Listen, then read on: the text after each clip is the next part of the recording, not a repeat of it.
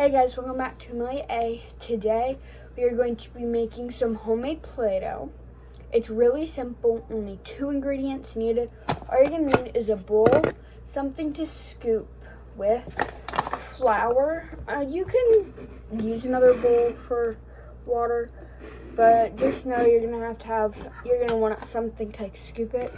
Also, I'm not going to have exact measurements for the water because it all depends on how much flour you put in. So, yeah. So anyways, basically you're going to open your flour. I got a big bag of it. And you're going to take your scoop. Scoop some out. Hi, Captain. And I think my cat wants to say hi to you guys. Come here. Say hi, buddy. This is Captain. Okay, I think he's done. Alright, bye, buddy. He's free to hang out with me, and I'm just gonna leave it at that much right now because I'm gonna make some more after I film this video. It's really fun to make. I think it's really entertaining. Also, you're gonna want something to mix it with, so you don't have to mix it with your hands. So let me grab something. I'm gonna mix it with a spoon because why not? So I'm sitting on a stool currently, like a step stool with 2 steps. So it's very uncomfortable, but you know, it's all good. So once you have your flour in your bowl, you're gonna then take some water, and I already pre-put it in a bowl. You're gonna just pour a little bit in and then mix it, and you're basically gonna add water until it turns into like a dough. And once it starts turning into a dough, or once you start having like big chunks of Play-Doh, or not Play-Doh, dough, like, so look. But don't play with it in your hands yet, because look, it'll like stick to you quite a bit. So please do not do that. I mean, you can.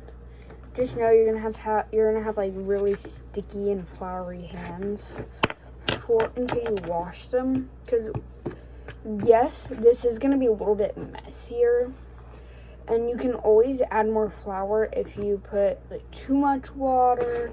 You can always add more water. Like, it's actually really easy and fun to make. Like, if I really wanted to, I could probably make this with my 4-year-old cousin. Like, that's how easy it is. Well, with a 4-year-old. I do have, because I'm almost 4, she's almost 5 though. But anyways. Ooh, it's looking real nice. So then you're going to want to get some flour on your hands. So you can just like stick your hands in your flour and just kind of get your hands floury. I mean, you don't have to stick your hands in flour. The only reason I did is because my dad said I could use this flour specifically because, yeah, reasons. Yay. Oh my gosh, it actually is like kind of sticky. So if you're going to play with it on the table, here's my suggestion. To take a scoop, put some flour in it, and lightly flour your surface so it doesn't stick to your countertop or wherever you're doing this. It doesn't matter if you do it on your countertop or not, but it's kind of like making regular dough. You knead it until it is not sticky anymore. I used to, a while back, when, like, around Christmas, me and my grandmother just kind of stopped, but for a while, me and my grandmother would, you know, kind of like make cinnamon swirl bread. Oh my gosh, it was so good, and I loved making it so much. She would literally make it so I could make my own little roll, and then I remember gnawing on it in bed watching TV. So yeah, let's squish this and smush this, and once it's not sticky, you're done. And I also recommend having a little bit of flour on the side. So it's really hard for me to sit. You can't see my face if I stand. I recommend having a little bit of flour on the side to kind of add some, and you'll have some on your surface, but if that's not enough, you're going to want to have some backup. And so, even though I floured my hands, it's still going to get all over your hands, even if you flour them really well. So later on, if you might have to like put it in a baggie. Well, you're gonna have to put so what you're gonna do is you're gonna put it in a baggie. But then if it like feels like it's dried out, like, and you've already touched the middle, but it feels like it's like really dry out, you can always add a little bit of water to it to make it a little moister. And no, I'm not just making this video because I dried out my other Play-Doh to make this recipe. Yeah, because I made some other Play-Doh. It's still a little sticky, so I'm gonna add some flour to it. And the more you play with it also, I feel like the less sticky it gets. But like I said, it's really simple, really easy, and really fun to make. So yeah, I recommend you guys go and do it. And I don't know if I'm gonna put it in the description. I might. I don't know. But yeah, I'm also gonna start trying to post weekly.